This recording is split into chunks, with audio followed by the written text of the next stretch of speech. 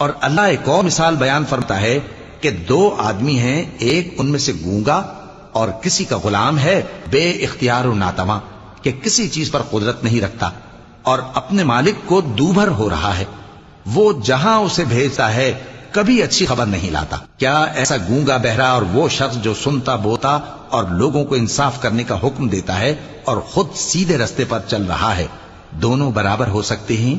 और आसमानों और जमीन का भेद अल्लाह ही के पास है और अल्लाह के नजदीक क़यामत का आना यूं है जैसे आंख का झपकना, बल्कि उससे भी जल्द। कुछ शक नहीं कि अल्लाह हर चीज पर कादिर है।